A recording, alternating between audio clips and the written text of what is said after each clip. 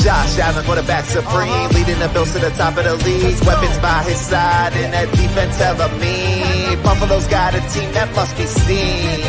I said Buffalo's got a team that must be seen. Yes. Come on. J17 leading the charge. Buffalo Bills on the rise. Passing game on point. Ain't no mirage. Happening right in your eyes. Ain't no surprise. Buffalo second to QB. Stephon Diggs holding in the pass. Group cars in having go deep. We're circling wagon. Just wait and see. From Wyoming to the NFL, Josh Allen's got the skills. Air raid, deep ball, touchdown for real. Leading the Bills to playoff thrills. Real time, this ain't no drill. Cold game, we're giving them chills. Check the score, now you know the deal. Nickel City Mafia.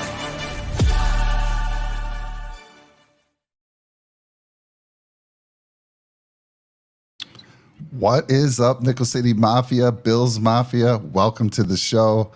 Man, we got a good one for you tonight. We're going to catch up on some things that have been happening. You can't even blink. You blink, you're going to miss something. So we're going to get you all caught up, and we're going to be talking about Brandon Beane. I think he's been calling checkmate on the league, putting the league into checkmate.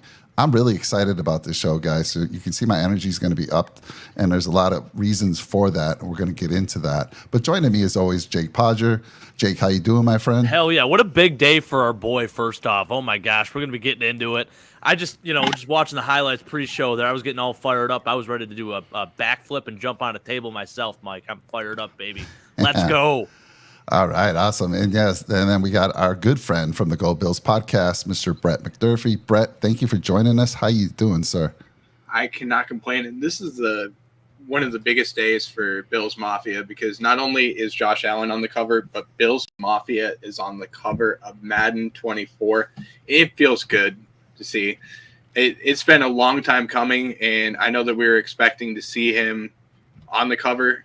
There's a little bit of a leak that came out, but I am thrilled to see Josh Allen on the cover of Madden, and then just to see him in the crowd and jumping into the stands with all of Bills Mafia, that just makes it bittersweet to me.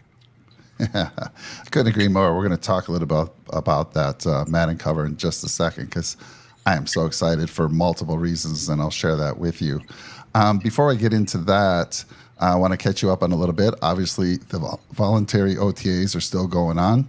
Some fantastic news came out of camp this week. Damar Hamlin is back on the field participating in drills, including team drills. That is just incredible. I know just a few weeks ago on one of our shows, Jake, we were saying, do you think Damar even touches the field this year?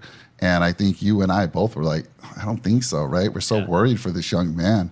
But here he is back on the field. How impressive is that? It's Jake? amazing. It's like there's no even easing him back in. It's just like he's back to normal, participating in OTAs, doing his thing. He gifted all of his teammates with some new Dre beats, I believe. Love it. A little personalized note on each of those, and it even says on top something from him, like a little message. So what a cool moment, man. I saw some snippets of that, and just so excited to see that. I mean, 6 months ago at this time, we had no idea what was about to happen.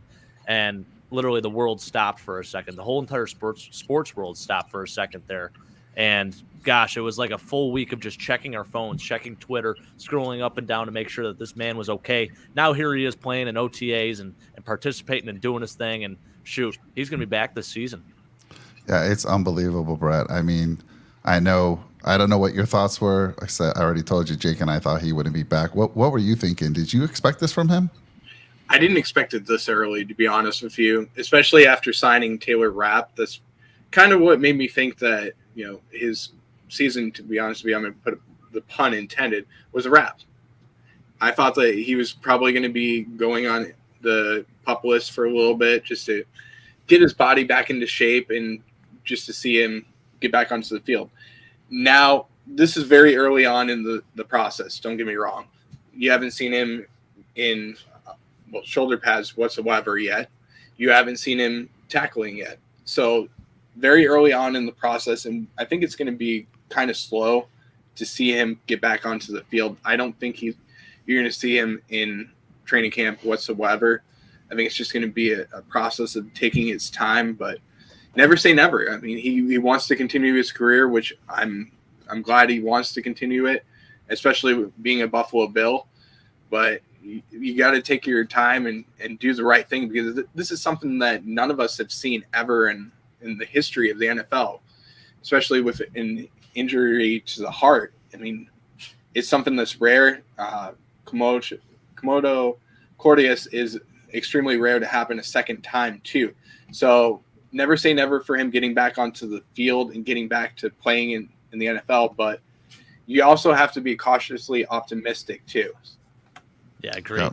Can I just say one thing too? My thought on this whole thing is, like, if he's already running and participating in drills, I don't think it's so much the hitting. It's probably, I mean, obviously that first hit is going to be something, because, just leading up to that alone is going to be a lot for him, I'm sure. But I feel like with the heart and just beating regularly. Now, I am no doctor, although I was called Dr. Podger once, Mike. It's unbelievable. When Blake graduated from med school about a week and a half ago, my dad's friend texted and accidentally called him. He said, "Tell Jake congratulations, not Blake." So it's a running joke now that I'm Dr. Jake, which is hilarious. But anyways, we need to tap him in for the next show, because right now he's on his honeymoon in Aruba. So he is MIA right now. He could probably tell us a whole hell of a lot more about this. But my thought about this is, like, if he's running and he's, doing all these cardio activities, that must be a good sign, I would think, right? I mean, that's kind of like a big deal, I would imagine.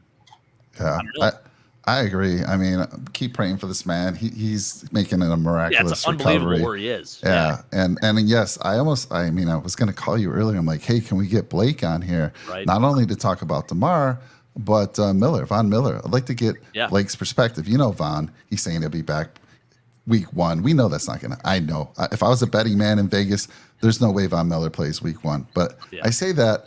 But it is Von Miller. But I'd love to get Blake's take on that. So we'll put him to work. He signed a big contract, man. I don't know. Massive. He's taking these big vacations, his honeymoon. I mean, he could have cut that short for the show. I mean, wherever he is. I mean, it's selfish on him, All he needs is a little laptop. Jump on wherever you are. Right. That's right. I actually told him to put him on. I told him to put us on a TV nearby in Aruba, just so we can be, overseas somewhere. Blake, let us know if you're there. The Trek reviewer, it's good to see you. We haven't seen you in a while, sir. Good to see you. Welcome back. And so let's talk a little bit about some other big news. Stadium. Groundbreaking for the new stadium. I think that was yesterday. They had a big ceremony. And it's set to go. 2026 opening day should be ready to go for the Bills Mafia.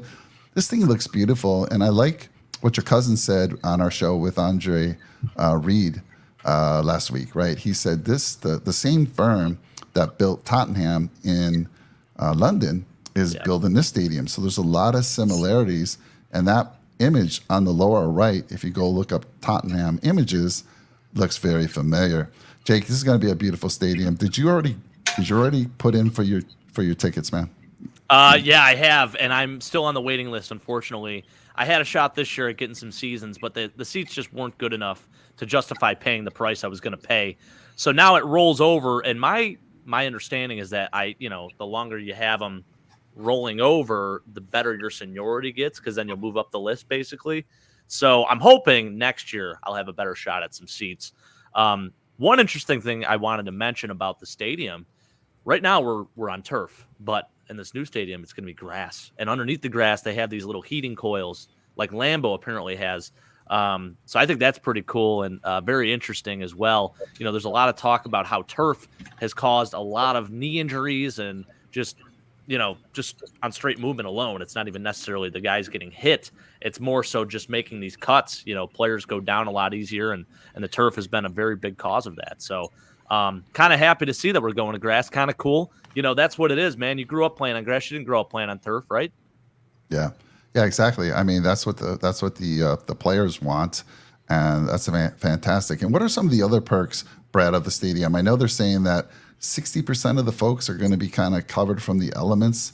And what other perks are you aware of that the stadium is bringing? By the way, Brian Dable figures he'd show up. We know this is Brian Dable. He's out here checking us out, getting the rundown on what's going on at Bills camp, because they play Buffalo this year. So appreciate you out there, Brian. Happy to see you once again. But yeah, Brett, what other features are they bringing to the stadium? Well, I heard that they're going to have like some type of Bills Mafia area. I don't know if that's true, Jake, you might know a little bit more about that than I would, but the biggest thing that I'm happy about is we're not going to lose any parking lots or anything like that. You're not going to. That's the one thing that really makes me happy about this stadium. The other thing is the naming rights to the stadium have already been announced. So Highmark Stadium is going to have the naming rights for the Buffalo Bills for years to come, which is something that I think should have happened just because you see all these stadium rights deals, and it's good to see that a company from Buffalo is getting the naming rights for the stadium. So, it could have went into a bidding war, and then you could have seen like Verizon or something like that, a big name come in. But it's good to see that it's another Buffalo headquarters that's going to be there in Highmark Stadium. Yeah, fantastic. Jake, are you aware of any other features that we didn't mention already? No. I mean, you guys mentioned most of it. I know about 60% of it. Yeah, you had that right. It's about 60% will be covered, and I know they wanted to leave it open. There were never any plans to actually put a dome on that stadium, and which I love. I am all about it. I know a lot of people are totally against it, including yourself, Mike. But let me tell you something, man. There is something to be said about that nostalgic snow football weather. It's beautiful. I mean, you could see on one of the covers for Madden, it's Josh Allen like this, and how badass does he look like this? And you could see like the little bit of the snowflakes coming down on the Madden cover. Freaking awesome, man. I'm fired up about it. But no, I think that's really it. You guys covered most of it. Not going to lose any parking. There is going to be a little bit more of a premium upcharge potentially at my office. So I'll let you know what the price is of that. But you guys will park for free because I got an in there. But that's about it. Yeah. What about separate tunnels? Have you heard anything about that? Yeah, I don't know too much about that. I'm not sure how it's going to be laid out. If it's going to be like two separate tunnels alongside one another, or if it's going to be on opposite ends, or like a dugout type thing. I'm really not sure how that's gonna look. Well, you remember years past where Shaq Lawson and Leonard Fournette were. Oh yeah, John. They're jawing at each other. They met up right when they got to the tunnel.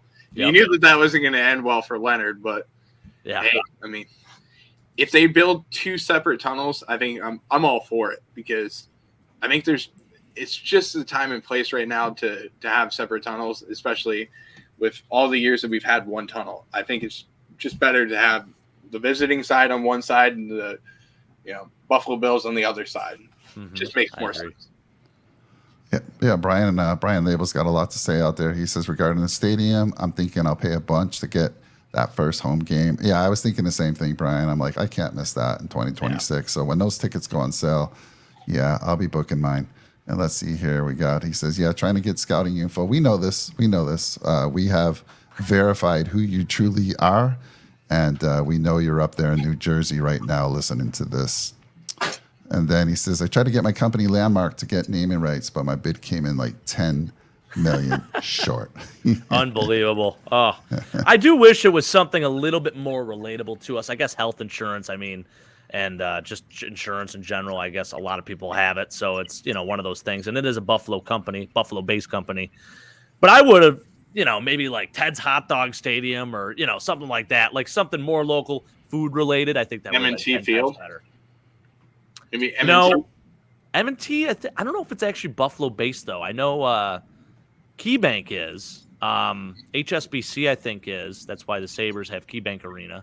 And then it used to be HSBC Arena.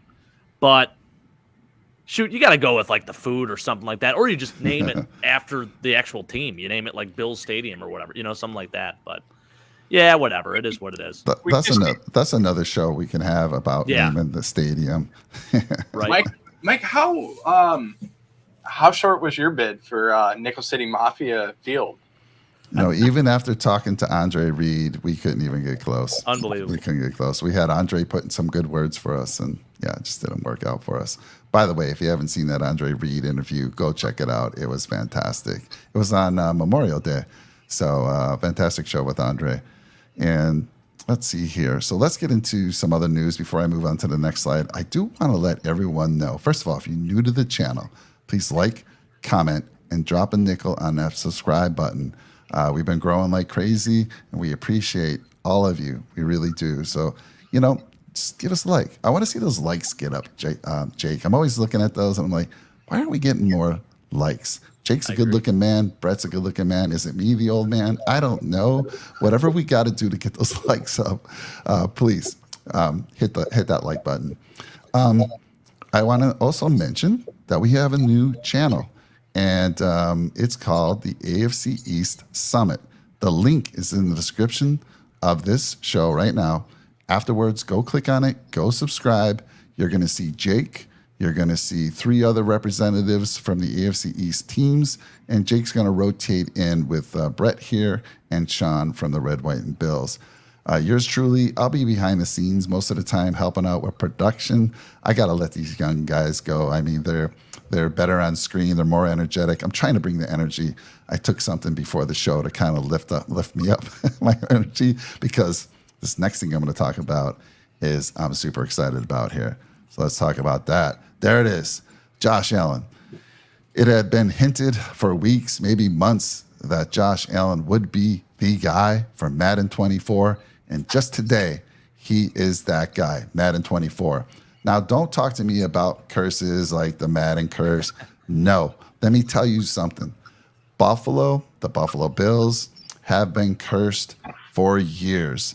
The hockey team as well, the Sabres, curse. This curse, I'm going to give you a little bit of history here. This curse goes all the way back to 1920. Believe it or not, Brett, I don't know if you knew this. In 1921, there was a team known as the Buffalo All-Americans, right? And in 1921, they actually won the league championship, right? So they thought. They agreed to some crazy 2-game playoff exhibition. That's weird, right? 2-game playoff exhibition. They actually played that against the Chicago Staleys, right? And they split those games. But Staley went in and complained and said, hey, we should be the champions now, because those 2 games were what meant the most. And he combined the total points for those 2 games and said we should win. And guess what? He got his wish. So dating all the way back to 1921, if you want to check it out, let's see, it's now called the Staley Swindle. If you Google Staley Swindle, you'll read all about it. But there's been a bunch of other things. Did you know we had a shot at a professional baseball team, and at the 11th hour, it was taken from us? You know who that baseball team ended up becoming? The Boston Red Sox. Really? The Boston Red Sox. So the list goes on and on. I mean, the 4 Super Bowl losses. You can go to the Music City Miracle, the drought, the 13-second game. Our hearts have been broken far, far too long. And here it is. Jake and I were talking last year. How can we break a curse? We are reaching out to, I don't know, people that knew magic, black magic. I don't know, all kinds of folks that could break curses. We couldn't find anyone. But this is it, Jake. This is it. Everyone says this is a curse. This is the anti-curse. This is the curse that breaks all curses, the Madden curse. And Josh Allen's there. So that's one reason I'm super excited. The curse has been lifted, Super Bowl bound this year. The second reason I'm excited, almost as excited, for the reason of the curse breaking, and that is my 10-year-old son. I might finally get him to say the Buffalo Bills are his favorite team. You know, I told him on the way home from school, I said, guess who's on the cover of Madden 24? He said, who, Dad? I said, Josh Allen. He said, Dad, wow. And I said, okay, does this get you over the top? Does this make you Buffalo Bills? Are you going to say that? He said, I'll tell you what. He's already negotiating with me. He says, Dad, because he's on the cover, the Bills will be my favorite team this year. Josh Allen will be my favorite player. If Josh Allen wins the MVP or they win the Super Bowl, the Buffalo Bills will be forever the number 1 team in his heart.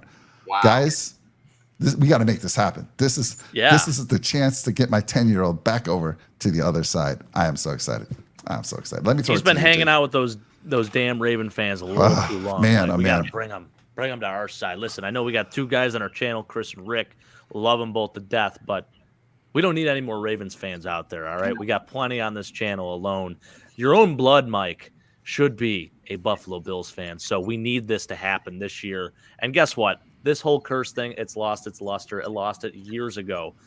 As Brian Label mentions, Patty Mahomes won a Super Bowl. Kelvin Johnson was on the cover, had a phenomenal year still. So I'm not at all worried. And if anything, this is like reverse psychology. So what's going to happen is you say there's a big old Madden curse. Well, we can't get much more cursed as it is, as Mike has just gone over. So guess what? This is going to shatter any type of curse that ever happened. This is going to actually do us even more of a favor, and we're going to win that damn Super Bowl. Josh is going to win MVP. He's going to be out there in Disneyland. He's going to be having a hell of a time, and it's going to be an amazing feeling when I'm at that Super Bowl parade come February. That's all I got to say. I'll meet you there. And guess Heck what? yeah. We're not too far from Disneyland, so we'll be going there. Is it Disneyland or Disney World? I think it's Disney World. Oh, then we won't be at Disney. World. We won't be at Come on down, Disneyland. come see me. There we go. That's right. I like that idea. It's only 2 hours. I want to see this. In my son's defense, whenever he's represented me at a Bills game, he came out 2 years ago against the Dolphins in when they played the Dolphins in Buffalo, and he went last year to SoFi Stadium. There is a YouTube short that has over 30,000 views of my little boy wearing his Steph Diggs jersey. I think he had his Isaiah McKenzie signed hat at that time. Remember when we met Isaiah McKenzie? He signed that hat for him. He was there going nuts. Come on, Josh. Come on, Diggs. Drop 30. Let's drop 30. He's been watching a lot of Cobra Kai. No mercy. No mercy. But if you look at that video, dude, it's funny. I was a proud papa. Over 30,000 views on that short. And that's my little boy. Awesome. He supports his dad, but we're going to get him to say the Bills are his #1 team.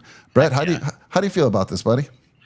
I'm thrilled, number one, just because I don't think we've ever seen anybody from the Buffalo Bills on the cover of anything related to Buffalo where we were on the cover. So I'm thrilled to see Josh on the cover. I think it's going to be a big change for Buffalo. Now we're going to start getting a little bit more of the media side of it where, I mean, you think of Buffalo, it's a blue-collar town, and now you see Josh Allen on the cover. You see Bills Mafia on there. And I'll tell you right now, this is going to shatter the record for the most amount of sales for Madden ever. I will promise you that, because I know for sure I'm buying one. I hope you guys are, but we got to make another deal where we got to throw out a word or something like that where we give out a Madden video game. Now that would be cool. I like that. When the pre-sales come out, we got to make sure that we get on the list, and then we can give it to somebody, because I think that's a really good idea. In my opinion. Let's make it happen though. So. I love that, Brett. By the way, the pre-sales are available. In the description of this video is a link for you to go to EA Sports and put in your pre-sale order right now. So make that happen. And buy 2 of them. I don't know.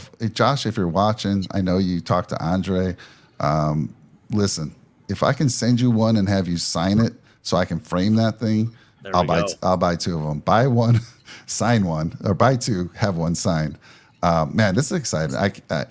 Jake, do you still play Madden? Do you still play video games? I wanted to talk about that. I've had a very tough relationship with Madden and EA because I am the traditional gamer. So in my opinion, and I'm going to say this might come off a little harsh, I don't think a good Madden has existed since Madden 08. And I know I might get a little attacked, but here's my reasoning. And you can go, there's a guy on YouTube who actually details every single feature that EA has removed from this game. And it used to be the top of the top. It was the best damn game out there. I'd rival it up against any video game in the world back in the day. Madden 04 was incredible. I think Madden 04 is the best Madden of all time. But just they robbed away so many features, so many things that made Madden great, like the creative team. They lost, in my opinion, I think they lost the concept of having the offline player and now tailor it only towards the online player, the ultimate team, the microtransactions. And I understand why. They're making a ton of money off of it. But you can have that, but let's leave all the other stuff in there too. Why not? You'd have the ultimate game and there'd be no complaints. And then you would make me very happy along with everyone else very happy. So in my opinion, the greatest NFL video game of all time will always be ESPN NFL 2K5. And the greatest Madden of all time will be Madden 04. But my expectations are high this year. And I think, hey, you get this blue collar guy, this gritty quarterback on the cover. You better come with some heat, and it better be the best damn Madden of all time. That means I want the old Madden minicamp in there. I want the old Madden cards, not these microtransaction Ultimate Team cards. No. I want the Madden cards where you'd have to go buy them with money in the game, not your own money. And then you can use them as cheat codes during the game and stuff like that. And the super intense franchise mode and the creative team, all that's creative player, all that good stuff. I want it all back. Bring it all back, EA, and then I will be a super happy man. But with that being said, this is a pretty special moment. And let me tell you, I'm definitely going to get a couple posters. And if I do happen to hear that this game is something special, I might have to go buy it. I might have to do it. You have to, Jake. You have to. You have the man statue behind you. I do. If you don't buy this game, I'm going to call. I mean, there's something wrong. There is something wrong. My issue is it's just the same game every single year, Mike. But hey, there's always room for change. And now we have apparently 2K is going to be making a game here in the future. That's, I don't know if it's arcade style or what. I don't think it's a simulation game. So it might be similar to like NFL Street. That's a game they got to bring back as well, because I'll tell you what, that was the best, one of the coolest things of all time. That's like my second favorite game of all time. But no, listen, I understand it. I mean, Josh is on the cover, so I feel like I do at least, oh, Josh, hey, like maybe I should buy this game for him, you know? But I have a really good idea of what they could do with Madden. So you know how they have like the regular edition where you're seeing with Josh with his head, you know, his hands like this and everything, and then you have the deluxe edition. Right. What about the Madden Coaches Edition, where you used to have a game called NFL Head Coach, and it was amazing. Bill Cowher was on the front of it, Brett, and they got to bring that back too, because I thought that was a really cool style of play. There's a lot of great things that EA used to do, and for whatever reason, I don't know if it's just greed or what, they kind of lost their way. And I think they got to just bring that back, and then they'll be good. I think if you could go back in time, like you have the Madden 24 Coaches Edition, and you can go back in time and be like Pete Carroll and run the ball with Marshawn Lynch just to see like Madden. You could do like moments, Madden. Yeah, like moments. Like you can go back to Music City Miracle and like the right call, see what happens in the game and everything at that moment. It's just, I think that would be a really cool idea. Just do it for 1 year and then like forget about it for, you know, a little bit, kind of like Grand Theft Auto does it now. Yeah. You know, they do their series where they have it for, you know, a long time and it sells and sells and sells, and then you bring it back again. And you can do it after a couple of major events. Like you could the Marcus Williams play on Stephon Diggs, play that back. Yep. And then would that have been pass interference on Nickel Roby-Coleman? Go back and play that game. I think that would be a really good. I hope the writers are listening. You know, the developers are listening to this show, because we're giving them some free tips here that would really help this game sell. I mean, it's going to sell. Don't get me wrong, it's going to sell. But man, the Coaches Edition would just take it to the next level. And all it is just you're playing these little moments that happen in the game. You're not playing the whole game out. It's just those little moments that you play. I love it. You go back to that. I love that, Brett. The Bills would fill that up. I mean, all these moments, all these heartbreaking moments. 13 seconds. We would fill that game. Yes, I love that. That's a great idea. I want to bring up something that Brian says. Bringing back Tecmo Bowl. Listen, we asked this question to Andre Reed. I hope you watched that show, Brian. Check it out. One of the folks in the channel asked him about Tecmo Bowl, whether or not they played Tecmo Bowl back in the day, because he said he loved throwing 115-yard passes from Jim Kelly to Andre Reed in Tecmo Bowl. And he was saying, hey, do you play Tecmo Bowl like the guys play Madden these days? And he answered that question. It was pretty funny stuff. So I love it. I'm excited. Link is in the description. Go get your pre-orders now. And I got to say it right now. EA Sports. It's in the game. Let's go. Bring back the Madden cameos, too. That was so cool. Yeah. He would say EA Sports, then you'd have a player talking, try to do his rendition. EA Sports into the game. Bring it all back, Mike. That's what we need. That's what EA's been missing for years. And I'll tell you what, you're going to make a lot of people happy if they do that. Jake, it sounds like, Jake, I know you're getting older. We're all getting older. We still love that game, but you're probably playing some of your young cousins or your friends' kids, and they're probably whooping you. I feel like that's why you're so upset about it, because they just there is some of that whoop too, us. Sure. Yeah. They just have cheat codes. I don't know what they do, but their fingers, the joysticks are. Yeah, it's unbelievable. I sound like an old man right now. I'm only 29. Crazy.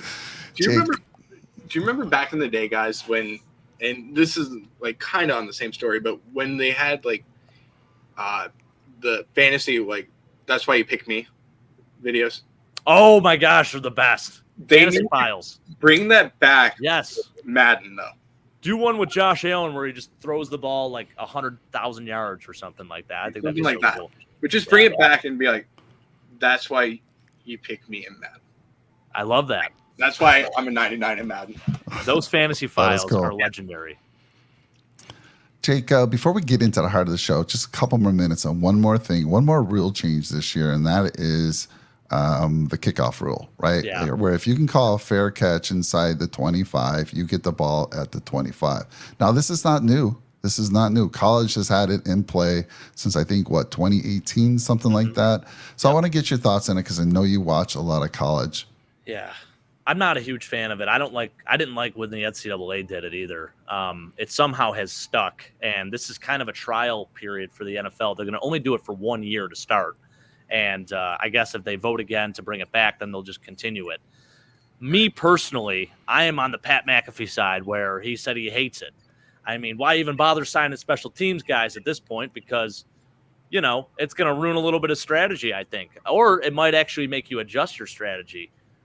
Maybe you don't even want to kick it within the 25 now. Maybe you want to kick it short. Maybe there's going to be more of that. I think the NFL is saying it's for player safety. And in my opinion, I don't really know if that's helping with player safety at all. To me, it's just a weak way of going about it. Just the fair catch inside the 25. I mean, that's not even football. If anything, my thought would be do what the XFL does, because actually I think that's kind of neat where you have the guys lined up 10 yards apart instead of, spaced out however many yards, 40 yards. And they don't actually start running towards each other till the ball is fielded. I think that's a lot cooler. It keeps the kickoff a lot more involved. I know there are people that are against that, but in my opinion, that would be the way to go as compared to what they're trying to do now.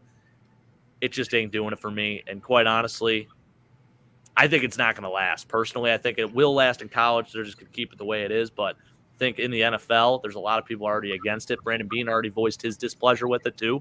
So we'll see. I mean, who are the people that don't the owner? Is it the owners that have to vote on this? Yep. So owners and I think the coaches have a say in it as well, but it's mainly the owners. It's usually done at those owners meetings. Yeah, I wonder if the competition committee has anything to do with it too. Yeah, no, they definitely do. Yeah, I'm not actually sure who gets the full vote on that and how it's actually done. Like what if it's like just a majority rules type thing or what? But yeah. All right. Well, listen, we've spent 30 minutes catching you up with a lot of fun Unbelievable. stuff. We said it was going to be a short show. And here we are. You know what? It is what it is. I actually expected like an hour. So we'll see if we hit that. But is there anything I missed, Jake, Brett, that you wanted to bring up before we get into the meat of the show, which is Brandon Beane making chess moves all over the place and putting people in checkmate, putting the league in checkmate. Anything else I might have missed real quick? Yeah, one thing I do want to mention, I believe yesterday was Kim Pegula's birthday. Yes, it was. That's one thing I do want to bring up. The health issues that she's going through and the recovery that she's been through. It's taken a long time, but I want to send our thoughts and prayers to Kim and the Pegula family because it's been a long time, and I hope to see Kim back with the Buffalo Bills soon. Yeah, that's awesome, Brett. If you watched the ceremony when Terry Pegula got up and spoke, he mentioned his wife, and it was very touching. He mentioned that, and then the people lost in that Tops Market shooting. So it was a very touching moment. Go check it out if you get a chance. Yeah, and hey, while we're sending thoughts and prayers, Canada, just over the border here, they're experiencing wildfires. It's crazy. We actually are seeing a lot of the smoke kind of over here. The sky is like red right now. It's super eerie and just weird. New York City apparently has got it the worst. I think their air right now, the air quality is like the worst in the world or something like that. So absolutely wild. right here, I don't think it's great per se. It smells like a bonfire every single time you walk outside. But I can only imagine what it is across the sea there, or across the lake. So yeah, hopefully we get some rain soon. Then kind of dim that down a little bit. Yeah, praying for that. We deal with that quite a bit out here in California. Yeah, get some crazy fires. So definitely surprised me to hear that. Is this the first time in a long time that's happened? I don't hear that much. First time I've ever even heard of it. Okay. Yeah. All right. Well, praying for those folks as well. So we got the Trek reviewer saying the next chess move that Mr. Beane should make is D Hop and D Cook. And let's each give our opinion here, and then let's really try to get into the meat of the show here. Yeah. But my take is he's made some moves already with the Ed Oliver extension. I believe D Hop is asking for a lot of money. D Hop could do one of two things. He either wants that 3-year deal that kind of takes him, maybe into retirement after that big deal. It's going to be, if he takes a 1-year big deal, yes, he can prove himself, and then he can go and get that huge deal after that 1-year deal. So, but I just think it's going to be too much money for the Bills, and there's other teams with more cap space than the Buffalo Bills, and I am surprised it's taken this long, but I can only imagine it's just because of the money that he's asking. So in that case, I don't think it's going to happen. I'll let these other two speak on it in a second. On your other point, Dalvin Cook, again, I mean, it's going to require a lot of money. We got his brother. We've got Damian Harris. We've got some good pieces there. I'm happy with what we have right now. D Cook he's getting beat up. Yes, he's a stud, but we wouldn't use him. I think Brett was talking about him in one of his previous shows. The Bills wouldn't be using him that much. So again, I don't think that happens, in my opinion. Let me throw it to you, Brett, and then go to Jake for quick opinions on that. Yeah, I actually did touch on this earlier in the week, and I just don't think Dalvin Cook would be utilized in the Bills system. I said that it would be great to have the Cook brothers together, just because you have the Cook brothers on the field. You also have the chefs in the stands with the two guys in the stands. I love it. It would be great to see. Don't get me wrong, but I don't see, with all the weapons that Buffalo has on offense, I don't think that Dalvin Cook would be utilized enough. He doesn't do enough in the passing game, in my opinion. He also, he's a Pro Bowl running back almost every single year, but is Josh going to take a step back and not throw the ball 60 to 70% of the time and let Dalvin Cook run the ball on first and second down? I don't see that happening right now. Now, if Josh was in his mid-30s and you're trying to get Dalvin Cook, I would be totally okay with that. But you have Josh's legs. That's one weapon that we have. We also have guys like James Cook. You have Naheem Hines, who we barely even seen. You have Latavius Murray, and then we have Damian Harris. And then you have the outside weapons with all the guys that we have with Stephon Diggs and Gabe Davis and Dalton Kincaid and Khalil Shakur. There's too many weapons on the Bills right now to be able to make a move for a running back that's going to command over $10 million a year. So I don't see that happening. Now with DeAndre Hopkins, he is looking at the Tennessee Titans as a possibility to go to. I don't think that's going to be where he ends up. There are ways for Buffalo to be able to create some salary cap. You can restructure some guys like Tre'Davious White and Deion Dawkins. That's a couple ways that we can create some money. Or there's two other players that we can release. And I know that you guys wouldn't be okay with these moves just because they're very big players on the Buffalo Bills. But Daquan Jones and Taron Johnson, you can release both of them and save $13 million this season, and you can go after DeAndre Hopkins. So I'm just saying, do you guys want the Bills to do that, or would you want to, it might not even cost that much, to be honest with you, because we can do what Brandon Beane's done so well, which is we're going to get into it mostly. But with Ed Oliver, saving a bunch of money that we did this year where his cap hit is not nearly as much, and then you can go after guys like DeAndre Hopkins where their cap hit is very low this year, and then you pay him a little bit more later on and have void years at the end of his career. Jake, your thoughts? That's very well put, Brett. I do find it a little interesting because I was just looking at what both cap situations are of Titans compared to Bills. The Titans have about $2 more million in their cap room than we have. So even they seem like they don't have enough, to get D-Hop. So this is his first free agent visit. Yeah, but how serious is it? I mean, he might just be looking to explore his options, just kind of see what else is out there, do some comparables, right? So to me, I don't know if that's where he ends up either. We've seen other things happen this week, especially how Brandon Beane has been able to finagle and work his way around the cap, restructure guys, and end up signing some dudes that you wouldn't expect him to sign, which I think is great. So I'm never going to say never. He was asked on the Pat McAfee show the other day if he was going to sign D-Hop, if there was still interest there. He said, we're still having conversations. He basically said never say never. He left the door open, but that's a very Brandon Beane thing to do anyways. So in my opinion, out of the two guys, I would rather take DeAndre Hopkins. I think Delvin Cook is a very good running back, very talented. I think he has a much better chance of ending up in Miami as compared to Buffalo, unfortunately. I hate to say that. He just had his first year where he actually played in all games, and all 17 games for the first time in his career. So in my opinion, he's not getting any older or not getting any younger. And while it'd be cool to have both those backs in the backfield, him and his brother, to me, we have our backfield. And honestly, we got a kid. I said last year, right? Who do we have? Our boy. Can't even think of his name right now. Mike. We did a short on him. Killing me right now. Raheem Blackshear. Raheem Blackshear. My gosh. Yeah. Losing my mind right now. We had our boy Raheem Blackshear last year. Well, guess what? We got a kid named Jordan Mims this year out of Fresno State. 6 foot, 205. He's going to play specials, but guess what? There's a chance he's playing this league, and you'll see this preseason. So make sure you cut that and clip it, Mike, and we'll play it back come late August. But anyways. I like the call early on, and I like this. So Aaron V, cut Taron Johnson. Are you drunk? Yes, I was going to say Taron Johnson, Mitch Morse, they're my ride or dies. No, don't be talking about releasing or cutting them to save cap. Let's get into the meat of the show, and let's talk about some things, first of all. Look, when the draft happened, we had a lot of coverage on it, right? But after the draft, we were, initially we questioned, like that first round pick with Dalton Kincaid.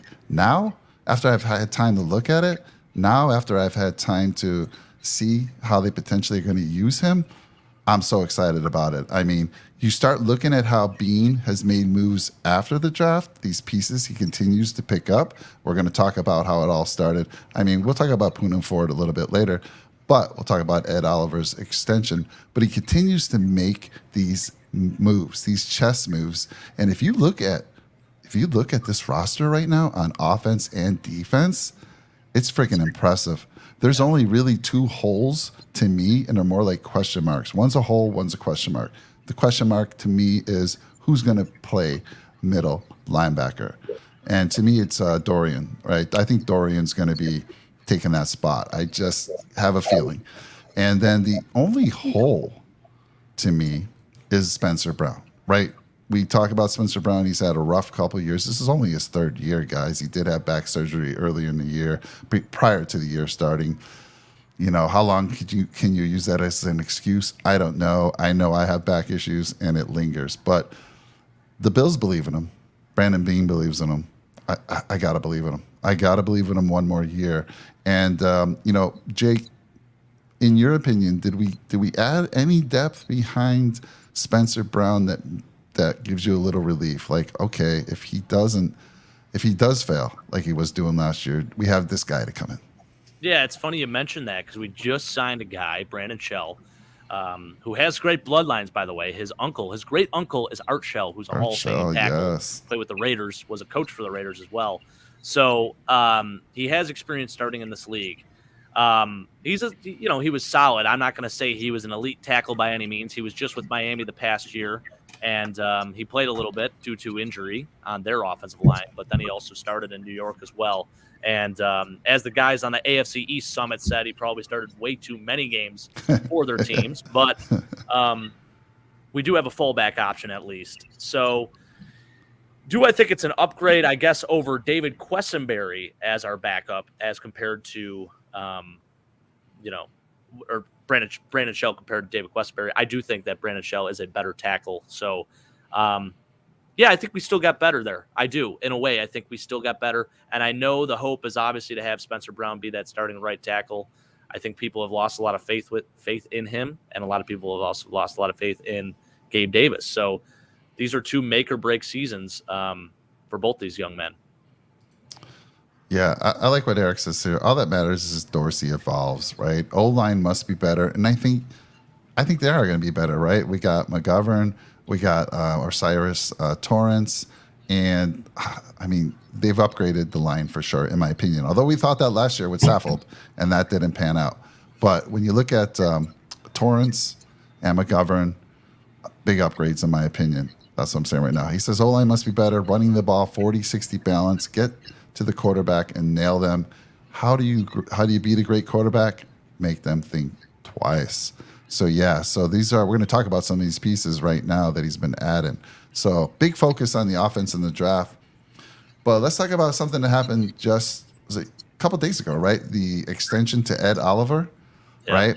Ed Oliver signs a 4-year, $68 million contract with the Bills, including a $14.7 million sign-in bonus. $45 million of that is guaranteed.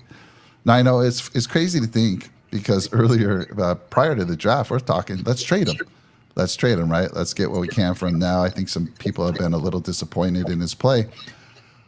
But he's the type of guy, you put the pieces around him, he can be an elite player. He's not an elite player by no means. He's a first rounder. I do not think he's lived up to that.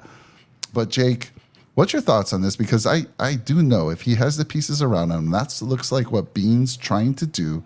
He starts it off with restructure and Ed, open up a little cap space, and then he adds some other pieces, which we'll talk about in a second. But talk to me about that extension. Yeah, I'm going to kind of foreshadow what we're going to talk about, because had we not gone ahead and signed this other man that we're going to be talking about in a little bit here, I think I would have felt a lot worse. I was very torn about the extension at first. Obviously, I do think Ed Oliver is a good football player, but he's not that Aaron Donald that we were hoping he would be, because he's undersized. And yes, he was double teamed a whole hell of a lot at the end of the year this past year. But the problem is, there are guys that are undersized that still make a difference, and they are double teamed. And, we're expecting him to be this elite defensive tackle. He's still young. He's only 25 years old. So, at first, I think a lot of people were a little shell-shocked and really confused on why we would go ahead and extend a guy like that. And then you had people that were just straight up pissed off because they were thinking, hey, we could use that money towards a guy like DeAndre Hopkins. So now that we've gotten some other pieces on that D-line, I'm feeling a lot better about it. I didn't hate the deal initially anyways, but now I'm feeling much better about it. And I do think he's going to have a pretty solid season. He's going to be complemented by some absolute dogs on that defensive line. So I'm more and more excited about it as the days go on. Yeah, and Brett, and I want to ask the channel here, because I feel like we're having some technical issues tonight. I don't know if it's me. I don't know if it's the guy. So in the channel there, if you're hearing any or seeing any technical issues, let us know about it, because it's hard to tell from this side of things. But Brett, let me throw it to you about Ed Oliver. I know you have very good reasons why you felt the Bills should sign him, because I think you said we had no tackles signed after next year or something like that. Fill us in on what you were sharing not that long ago. So what I was mentioning was we don't have any tackles signed past next year. So Daquan Jones, Jordan Phillips, even Ed Oliver, and then I'm missing a guy, Poona Ford. I'm missing one other guy. So fill me in if I'm missing him. Put it in the comments, though. But all those guys would have been free agents. So this is a move that I actually like for the Buffalo Bills, just because, number one, you're getting Ed Oliver. You're having him on a very cheap deal, in my opinion. If you look at guys like Quinnen Williams. Tim Settle, by the way, Brad. Tim Settle. I couldn't think of Tim Settle. I cannot believe it. Yeah. I couldn't believe it. So you look at all the guys that we have, and you look at around the league. You have Quinnen Williams, who's going to probably get about $25 million. Aaron Donald has about that same amount. Christian Wilkins is going to have a great deal. There's a few other guys as well. This deal comes out to being about 16 overall for defensive tackles, which is about where I would put Ed Oliver in terms of monetary value. He's young still, number one. He's actually going to be playing in the correct position that he should be playing in versus in his first couple of years, he was a one tech. They tried to move him over there. Didn't really fit in. Then when Daquan Jones got injured later in the season and he wasn't the same player that he was towards the beginning of the year, it just seemed like he couldn't really do anything because he was now taking on those double teams. So now you have guys like Poona Ford. You have Daquan Jones that are going to fill in that one tech position. Now you can put Ed Oliver in a position where he can go over the left guard or he can go over the center, and he's going to win those battles, in my opinion. He's so powerful, and he can get to the quarterback. He was 4th overall in pressures last year. He just wasn't getting it done. He didn't have the numbers that you're seeing, but the statistics show that Ed Oliver had a great season. It's just the numbers that you don't really see with the sacks and the production that everybody loves. He just didn't finish it off. And it reminds me a lot of guys like Jerry Hughes, who Jerry was great at getting the pressures. He couldn't get to the quarterback towards the end of his career. Now, I'm not saying that Ed Oliver is at the end of his career whatsoever. That's not what I'm saying. I just think that it was more of a regressive year in statistical numbers for, in terms of the sacks and the pressures on the quarterback overall. But if he can get to the quarterback and actually make an impact, it's going to be a great deal for Buffalo. And for 4 years, $68 million, add in that 5th year that you have where he's at $10 million this year. It really comes out to a great deal for Buffalo. And in my opinion, he's going to be well worth it overall. And there is an opt-out where after 2025, you can opt out, and I think it's a 3-year, like $48 million contract overall. So if he doesn't live up to the hype, he can only be in Buffalo for another 3 years. Yeah, Eric makes a good point too. He did have a lingering ankle injury that he suffered early in the year. So again, not making excuses, but that did hamper him for a big part of the year last year. Let's see, what else did he say here? He said, "We live in a world of what have you done for me lately. Last offseason, we would have said, great move. Ed had a lot of nagging injuries last year. Half the defense did. Absolutely. Yep. Absolutely. Now, the way they structured this is kind of crazy. I mean, this year it's a slightly under $5 million cap hit. Next year it jumps to 9.2 cap hit, 9.2 million. Then it balloons to $20.7 million in the 3rd year. Now, if they release him at that point, it's only a cap of $8 million. What I kind of expect what would happen, let's say he has a couple really good years with us, they probably look to restructure that $20 million and get a few more years out of that. So again, they keep kicking the can down the road, restructuring when they need to, and Brandon Beane moves chess pieces better than anyone else. So he keeps things going. Checkmate. So let's talk about that checkmate move. Not only did we get Ed Oliver, but Jake, we sign I didn't even know this guy was still available. Leonard Floyd, are you freaking kidding me? Talk to me about this young man. Yeah, I love the move. I think a lot of people love this move, and that's why I'm feeling much better about this Ed Oliver move to end up extending him. I think he's going to complement this defense so well, and really not knowing the timetable for Von Miller still, we have a guy that's going to come in and make an impact immediately. He had 9 sacks last year, 9.5 the year before, and like 10 the year before that. So this guy can get after the quarterback. He had his 3 best seasons over these last 3 years. So he is playing his best football right now. I know he's 30, 31, I think now. But I'll tell you what, I think he's going to make an immediate impact for this defensive line. And it's crazy. We were talking about this the other day, myself and Brett. Of all of our defensive ends, 5 of them are first-round picks. Yeah. 2 of them are second-round picks. That's unbelievable. I mean, you look at the projected talent that we have, it looks pretty damn good on paper, and I think these guys are going to live up to that. So, in my opinion, it's just a really, really nice move. And the last time Leonard was on the freaking field with Von Miller, as well as Taylor Rapp, they won a Super Bowl. So, Can't go wrong there, right? I think it's a fantastic move. I'm fired up the hell about it. Yeah, I mean, he's 6'5", Jake. You know, he meets all of my requirements. He's 245, 250 if he had some wings the night before. But, I mean, I love it. Absolutely love it. So we know Von Miller. Again, we talked about this earlier in the show, or was it pregame? I don't remember. But Von Miller starting week 1, I don't think so. The injury happened on Thanksgiving, same time that Trey did. And it took Trey, what? We didn't even start Trey until after Thanksgiving this past year, right? Yep. Yeah. Or was it right around there? It was actually at Thanksgiving, I believe. Was it? Oh, yeah. Was it when? Okay. So can Von Miller return a little earlier? Sure. It's Von Miller. He keeps talking like he's going to, but we know how, for me, honestly, with adding Floyd, that takes some of the pressure off. Let him take his time. As long as the Bills are doing well, let Von heal, man. Let Von heal. I want him for a run deep into the playoffs. I'm not saying keep him out all year for sure, but first six games. I think no rush now. That's what I'm. Yeah, that's what I'm thinking. So you got Floyd, you got Oliver, you got Jones on that defensive line. When Miller comes back, you got Miller. You're going to have Russo probably playing that role right now. But my goodness, man, again, you keep looking at this roster with these moves. It's getting better and better and better. And Brett, let me throw it to you for your reaction to Floyd.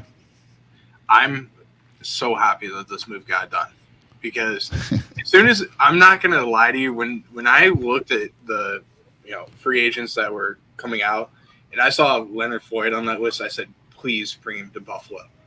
I said, there's no way he's going to last until after the June 1st cuts. I don't think he's going to make it that far, but this move is a Brandon Beane move because I'm going to throw it back to the start of free agency, number one. When the start of free agency happened, the Buffalo Bills did not re-sign Tremaine Edmunds. And that was a major thing for the Bills, and everybody thought that we should sign Tremaine Edmunds over Jordan Poyer. We signed Jordan Poyer. We got that deal done. And then we didn't sign Tremaine Edmunds. Now we can have that compensatory pick. Now, all these moves that Brandon Beane is making right now do not affect the compensatory pick. That compensatory pick will be a third-round pick for the Buffalo Bills, which is very important. So everything that you're seeing now with Leonard Floyd and then the other move with Cam Dantzler that we just got, and if we get DeAndre Hopkins, and these little moves that we're making are just check pieces where Brandon Beane is finagling the system and making sure that we keep that third-round pick, and we can use that like Brandon Beane does every single year to trade up into the draft for a big player next season, because now we have 2 third-round picks next year, which is huge. Yeah. But I love this pick.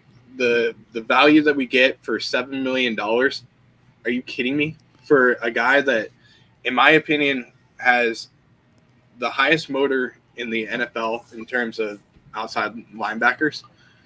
I mean, it's a great move. 9 sacks. He's playing his best football. He's really playing his best football right now. He's playing his best football. And Crazy. to become a rotational player where he's not going to get hurt, this is a great move for him. This is a great move for Buffalo. And think about this. What better fifth defensive end can you find out there right now? I mean, we have Greg Russo, Von Miller. You have Boogie Basham, Shaq Lawson. You have, AJ Epinesa. And then there's going to be guys that are going to fight for a spot on this roster, and there's going to be cuts that are going to happen. There's going to be trades that are going to happen, and it only helps Brandon Beane because now you're going to get more trade bait. You're going to be able to get more picks in the draft, and you know what Brandon Beane's going to be doing. He's going to be chomping at the bits in 2024 to trade up in the draft, and I cannot wait for that to happen. Now, before I turn it over to you guys, I have a little question for you guys. How many Rams players are on the Buffalo Bills right now? There's at least 3. No, there's 4. 4. So hold on. There's more. David Edwards. Yep. Von Miller. Yep. Taylor Rapp. Yep. Leonard Floyd. Yep. And there's one more. Can you name who it is? Let me think about this here. Trek Reviewer has it right. And he's got the answer. Traven Howard. Okay. Who caught Okay. interception. All right. He caught an interception in the Super Bowl. And I believe he took it back to the house. That's pretty damn good, Trek Reviewer. I'm very proud of you for that one. I was glad he got that one. I was glad he got that one. I mean, I'll give it up to him because that's a hell of an answer. Actually, I probably wouldn't got that just off the top of my head, to be honest with you. It would have taken a minute there. That's very impressive, Trek. Great job. So one word I have for both you guys: checkmate. Checkmate. He's making these incredible moves. Like you said, Jake. I mean, he made the move, extended Ed Oliver, and opened up that cap space, and boom, he signs Floyd. Just incredible. I mean, it now takes a little bit of the pressure off, like you said. So incredible pick. I want to tell you something about Floyd, though. So he played for Chicago. He was drafted by Chicago, and that's where he started, right? He was a first-round pick. Guys. 9th overall. First-round pick, yeah. I mean, I think they made a move to even trade up for him, I think. Maybe. I believe they did. So he has a interception in 2018. His only interception, actually he's had 2 interceptions in his career, but he had his first interception in 2018, returned it for a touchdown. Do you know who the team was and who the quarterback was? Josh Allen. No. Yeah. No, I think it was the Bills, though. It was the Bills. Nathan Peterson? It was our boy Nate Peterson. Nate Mr. Peterman. Nate Peterman, yeah. Nate Peterman, yep. I saw that man throw five interceptions in the first half against the Chargers in LA. I was at that game. Oh my God. Unbelievable. But anyhow, interesting little stash that in your memory banks, Jake, because that'll probably be a trivia question at some point. Full circle, baby. Full circle. Ben, just want to give you a shout out. Thank you for joining us, young Peterman. Man. Yes. Appreciate you, sir. Yes, thank you, Ben. Good to see you out there. So then I want to talk, one of you, at least Jake, why don't you talk about the Shane Ray story? Because he's competing for a spot with Buffalo. Why don't you talk a little bit about that story, and then we'll go on to our next topic here. One of 5 of those first-round picks that I mentioned that's playing the defensive end position on this team right now. It's a crazy story. So he's a first-round pick, very highly touted out of Mizzou. He was supposed to be the next big thing. He's basically going to be taking over for Von Miller, and played with Von Miller alongside him in Denver. Did pretty well. His second year really was like a coming out year for him. He was killing it, and then injuries really killed him. Ends up going and playing with the Ravens. Didn't actually play in an actual regular season game. Then he goes to Canada, and he's playing with the Argonauts last year. Wins a Grey Cup, and ends up sort of having a comeback year in 2022. I think he had 7 sacks, 13 tackles, and 7 sacks. So that tells you anything about him. Pass rush specialist, which you love to see. And listen, Canada, they got some high-level players over there. Don't knock it, because they have some really good ball players in Canada. And there's a guy by the name of Cameron Wake who played with the Dolphins. I don't know if you guys remember him. Played in the CFL before he made his real, his big-time appearance in the NFL, where he had, arguably a Hall of Fame career with the Dolphins. So I'm excited for him. I think it's a really good opportunity. He's back playing with Von. I think Von probably had a say in that piece. And I think it's really cool, man. It's an awesome story, something to pay attention to during the offseason. Now, I don't know. Not sure if he's going to make the team, though. Excuse me. I think this year, this roster, especially this defensive line roster, is going to be very, very difficult to make. So I'm excited to watch it play out. But I'm rooting for him, because I think he's got a high motor, and he had all the traits that you want in a defensive end coming into this league. So let's see if he can capitalize. Do you think with all the moves that the Bills have made, especially getting guys like Shane Ray and Leonard Floyd, do you think that one of the defensive ends could be, they could put him in the trade bait with either Boogie Basham or AJ Epinesa? I definitely think so. I think some of those younger guys, especially the 2 that you just named, Boogie Basham and AJ Epinesa, both offer some trade value. I think AJ Epinesa probably offers a little more trade value. Especially with his get off. That guy's got one of the fastest get offs in the league. He just has to figure it out and get there. Yeah, so Doug Flutie played in the CFL as well. That he did. From Track Viewer. He's a legend in the CFL, actually. Yeah, definitely. Williams too. Yep. Yeah, so Brad, I do think there's an opportunity there for a trade. For sure. I mean, because these rooms are getting crowded. In this room, so Beane, after he makes the move for Floyd, he's kind of like me. If I got any money left, I'm looking to spend it. What can I buy next? What can I buy next? And then he finds Cameron Dantzler, former Viking cornerback, 6'2", 185, former third rounder for the Vikings. I don't know a whole lot about him, but I know Jake does, because Jake knows a whole lot about every player in the NFL, especially if they're current. He has a little bit of a difficult time in the 90s, but let's not hold No, that the against 80s. The 80s are my 80s? tough Is it decade. the 90s I got. Okay. 80s All are right. tough, though. 80s. 80s are a little tough for me. But talk a little bit about Cameron Dantzler. And here's the thing. I don't know if this guy makes the squad, honestly. I really don't, only because this room is so filled. I feel like our cornerbacks we're in a good spot. But, hey, I do love the size. I do love how we're getting bigger. But, Jake, what can you tell us about this guy? I think he does make the squad. And, I think we keep 6 of those corners. It's definitely not an easy room to crack the lineup in. But he reminds me a little bit of a guy. I talked about it with Ben a little bit. Physicality-wise, did I say potential or something? No. We were doing it that he makes the roster. Oh, okay. Yeah, I think he's going to make the roster. I do. Too good not to. I mean, last year he's banged up a little bit, started 9 games, still had 50 tackles. One of the knocks on him coming into the draft in 2020 was that he wasn't physical enough. He was more of a string bean, shied away from contact, wasn't a really good tackler. I think he's improved on that a little bit. And in my opinion, he's a poor man's Rondé Barber. If I'm going to give you another guy size comparison-wise, because he does not match up to Rondé Barber's size. Rondé Barber's a lot shorter and a lot skinnier, actually, just a lot more physical. But if you're talking size-wise, Al Harris is a very good name, and that's a guy that they compared him to coming into the league. And that's a hell of a comparison because Al Harris was a Pro Bowl corner for the Packers, had a really nice career there. I think that's honestly what he can be if he has – if he works on his ball skills a little bit more. I think in terms of his coverage skills, he works really well in his own scheme, and his physicality will complement that a little bit, especially with Sean McDermott's scheme. So, in my opinion, I love the signing.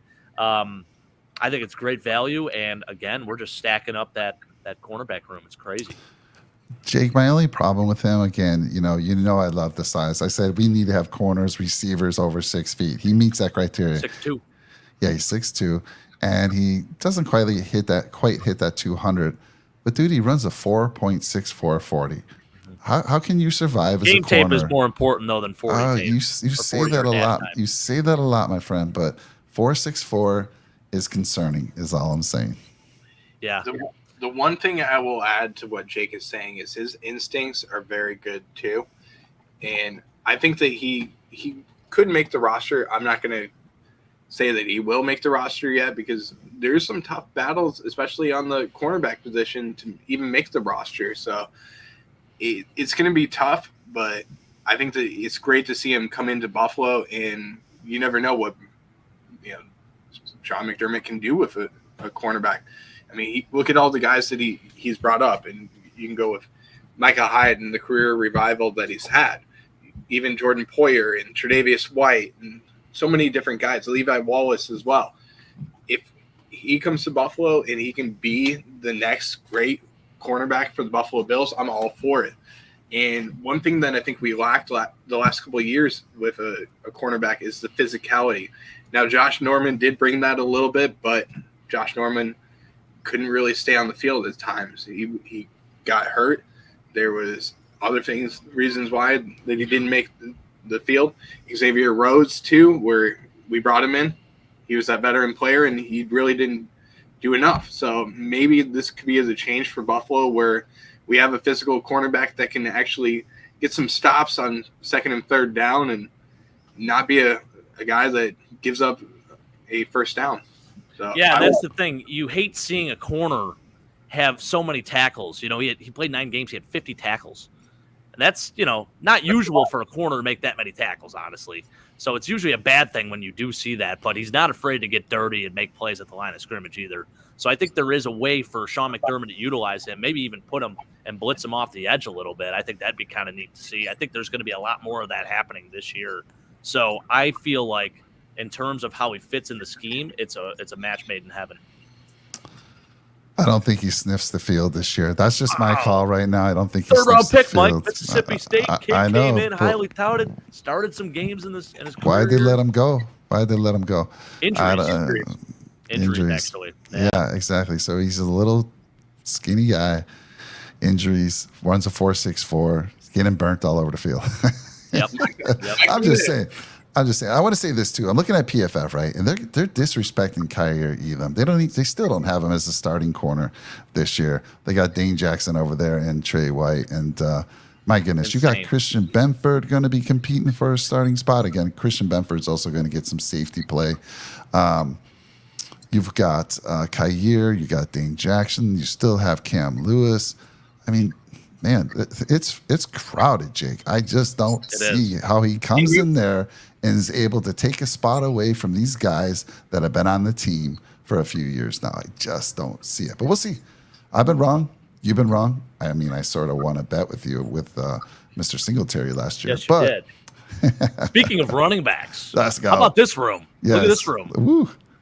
Trek Reviewer coming in hot with some names today. I freaking love it, man. Rob Riddick actually rooms with, there's a guy that I work with, Tommy O'Shea. I'm going to give him a big shout out. He won't be in work tomorrow, but I'm going to tell him to play this back when he sees it. His dad roomed with Rob Riddick while he was here in Buffalo. Pretty cool story. Rob Riddick, brother of Louis Riddick, by the way, guys.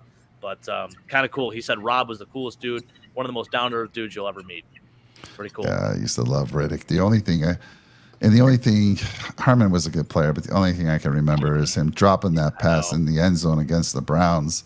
But hey, I want to ask you. Sorry, I'm going to put Trek Reviewer and Eric V on the spot right now. To be fair, the Vikings are letting everyone walk this year. Eric V, do you see this young man making the squad this year? Making the squad. Are you saying, Jake, he's going to make the 53? Cameron Dantzler, is he going to make the 53-man active roster? I do think he will. Putting you on the spot, Eric and Trek Reviewer, let me know. Yes or no? And Ben, if you're still out there, yes or no? We'll all be in this together, and we'll see how that pans out. One player we're forgetting is Alex Austin. No, and that's a good point too. You know, 7th round pick out of Oregon State. He's going to be a bubble player, in my opinion. And it might be a practice squatter. Yeah, he's more of a definitely. If you're a 7th round rookie, you practice squad for sure. Although looking at it, guys, look at Christian Benford last year, 6th round pick, getting the starting job day one. Well, he's got a safe job, no problem. They're even talking about maybe moving him to safety eventually. No, I know. I'm just saying. You were talking about the 7th rounder being a practice squad. I'm saying we saw what a six rounder can do. So you never know. But that is a filled room. Good problems to have for sure. Eric saying no. He's coming in with the no. He does not make the squad. Was that your dog, Brett? That was Shiloh. So she's. I'm not going to say what she's doing, but she's being a little terrorist. And she will not give up on what she's trying to get. And Hannah's trying to be like so good with her, and she is just trying to piss her off left and right. And I said put her in the crate because she's not listening to what she's supposed to be doing. So we had to put the shock collar on her, and she doesn't like it. Oh, no. She just wants to talk Buffalo Bills. Come on, man. That's all. She's excited. She wants to eat cotton is what she's trying to do. Oh, yeah. Okay. Yeah. That's a problem. Trick Reviewer. He says it depends if they keep Dane Jackson because Benford will be the 5th cornerback / safety, and Lewis will be gone. Cam Lewis gone? I don't know about that. If anything, they'll keep Cam Lewis as just like a safety, and he'll play specials or whatever. Everyone remembers Cam Lewis not knocking the ball down against Jefferson in that Viking game. But I'll tell you what, Cam Lewis is a pretty decent player. I really think he is, and he did a good job at safety. If he knocks that ball down, he's a hero. And we're talking about him all the time in a positive way, right? It's just it was a great wide receiver making a great play. And you can't not root for him. University of Buffalo kid too. I mean, there's a lot going for him. So I don't know. Good night, guys. Keep up the good work. I like the show. Thanks, Eric. I hope to see you again. First time I've seen Eric. Have you seen Eric before? Where are you from, Eric? I think he's been in here before, Mike. Has he? It's been a little bit though. It's been a little bit. All right. We appreciate you, man. Yeah, we really do. So, guys, one guy that we're forgetting about is Neil too. Wow.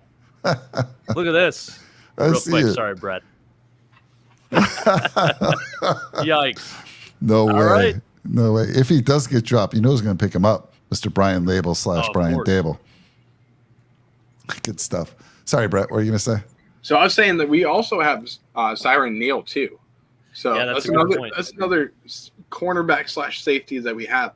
And the safety room isn't, it's crowded too. You got Taylor Rapp, you have Damar Hamlin, you have even Micah and Jordan, and then you're talking about moving Cam Lewis to being the fifth guy. I don't see that really happening. I mean, I think that the room is too crowded, in my opinion. And you also have Dean Marlowe. That's another guy that we picked up. Yeah, no. Mike's thrilled Seriously. about that one. I saw that. I'm like, seriously? Okay. Seriously. He'll be on the practice squad, or he'll be the next one released if they sign someone new. I can see it. All right. Well, let's. We're running way over what we wanted to, but let's talk about this last guy. Obviously, it wasn't a recent signing, but it was a pretty big signing, and I don't know if we've had time to really cover it. But another chess move by Mr. Beane was Poona Ford, right? And we absolutely love this pick coming over from Seattle. Jake, why don't you talk a little bit about Poona Ford and what he brings to this Buffalo Bills team?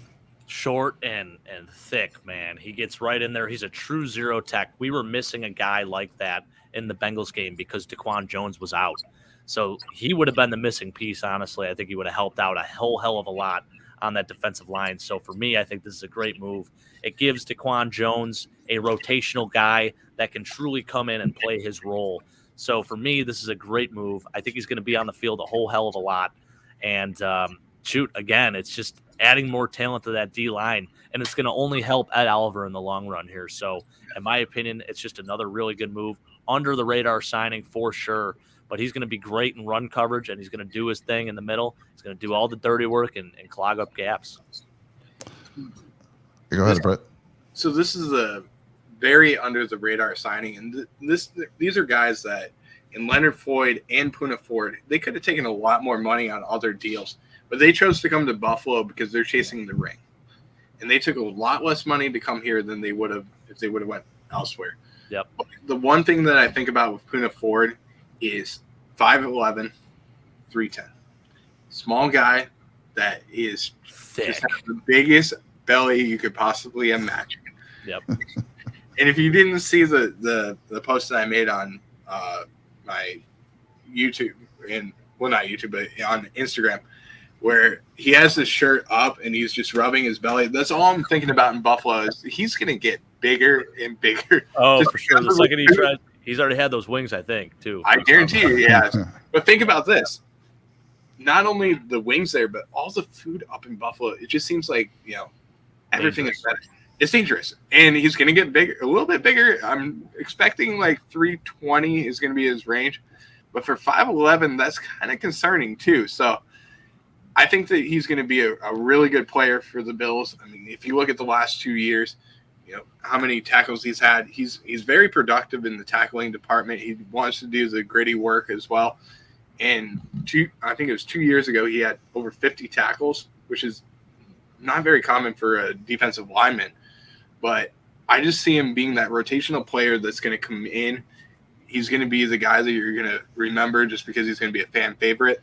And does anybody know why his name is Poona? No, actually, I don't, Brett. So his mom named him after Winnie the Pooh. So he was always called Pooh Bear. And that's where he got it from. And he wanted to be called Poona. And I'm not sure what exactly his real name is because it's not shared very often, but he goes by Poona, though. So that's awesome. It's not his real name. Poona the bear. Poona the bear. My daughter loves Winnie the Pooh. So I don't know how Winnie the Pooh gets converted to Poona, but hey, I love this story. Who doesn't like Winnie the Pooh? See, if he's a shorter Ted Washington this year, oh man, yeah, that would. You talk about tackles. That man was a tackling machine. I think he had 88 tackles in the season one year. It's crazy. So big dude. this is according to his mom, is what it says. He said his mom used to call him Pooh Bear after the fictional character Winnie the Pooh, and as he got older, it evolved into Poona, and it stuck. Okay. Interesting. All right. Well, I'll say this about Poona. I mean, he had a little bit of a down year. He's had a really good career. Had a little bit of a down year, which is interesting because Seattle was a contender last year. So that surprised me a little bit. He did have his most sacks out of any of his years. He had 3 sacks the 2 prior years. Yeah, just a real stout run stuffer for sure. And him and Oliver and Jones and all the depth there. You know, we still got Jordan Phillips and Tim Settle, like you said. Did we upgrade, Jake? Did we upgrade on that D line? I absolutely think so. Yes.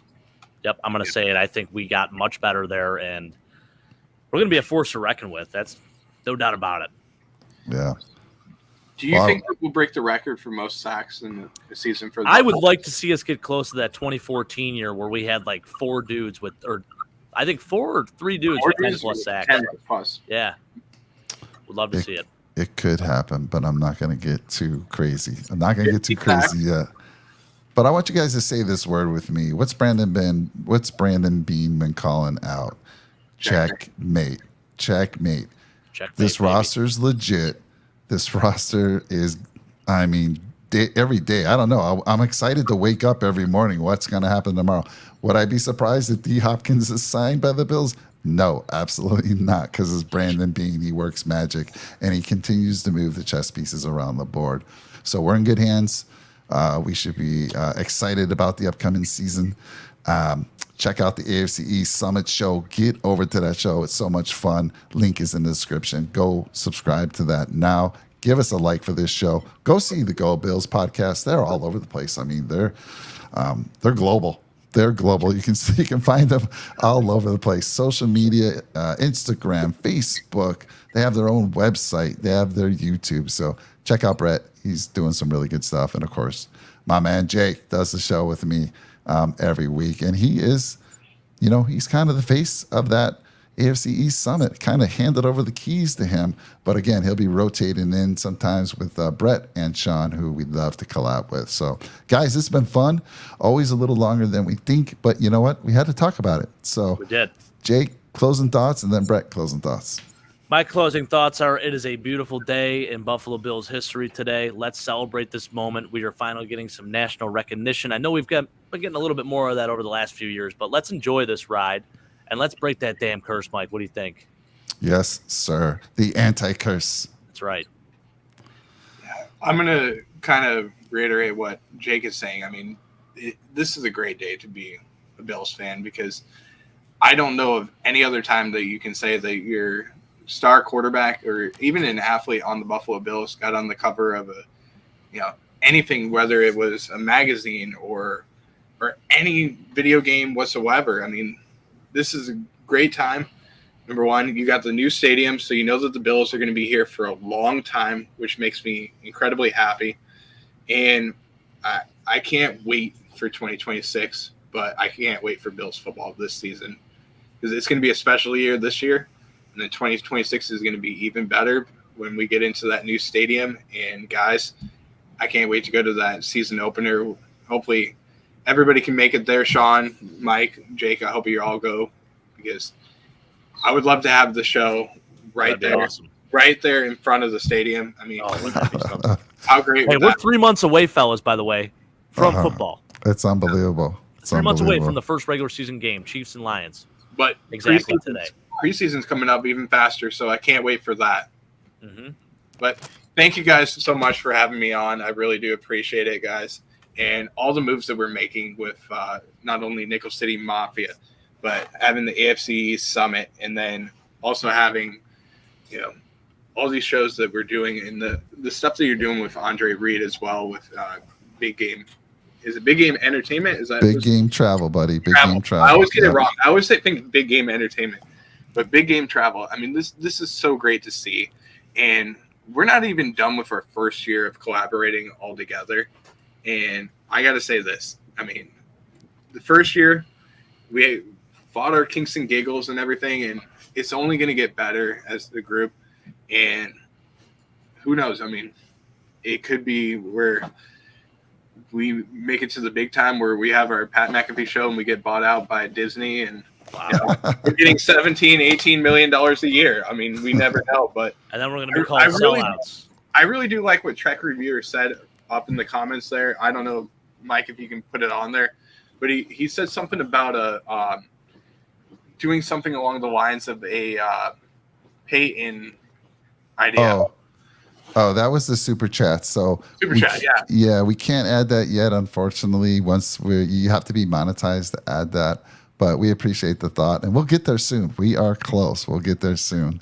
So we appreciate your support a lot. We really do. And yeah, Big Game Travel, Andre Reed, get over, check that out. If you make the trip to London, you're going to see a preview of what our stadium probably will look like. You really will. So, guys, again, can I make an announcement, though? Yeah. Is that okay? So I have a special announcement that I'm making for all of us. And I don't know if I told you guys that I'm doing it yet, but the Go Bills podcast is officially going to be going to Spotify as well as Apple. So it's a major move. It's global. We're going global. We're making this thing bigger and bigger every single time. But all the shows that we're doing together are also going to be going on Spotify as well as Apple. So I wanted to share it with you guys on the air just so that you guys knew that was happening. We're only going to get bigger, and I couldn't do it without you guys, and that's the biggest thing. So I wanted to let you guys know that I'm making that decision, and it's going to happen very shortly. So this episode will be going on as the first one going on Apple and Spotify. Love it. Congratulations, Brett. That's fantastic. We love having you. We love having Sean as well. Good friends of ours. Consider you family. So, guys, Brandon Beane, calling checkmate on the NFL. Keep making those moves, Brandon. What I love about Brandon, he knows the window's there. He knows we're still in it. We have a great shot, and he's putting the pieces. Now the guys just have to perform. Coaches have to coach. The players have to play. We have all the talent in the world. Let's go. I'm going to say it one last time. Checkmate and Checkmate. EA Sports. It's in the game. Let's go. Go Bills. One thing too. Go Bills. Yes. Let's go. Bills. See you guys. Go Bills.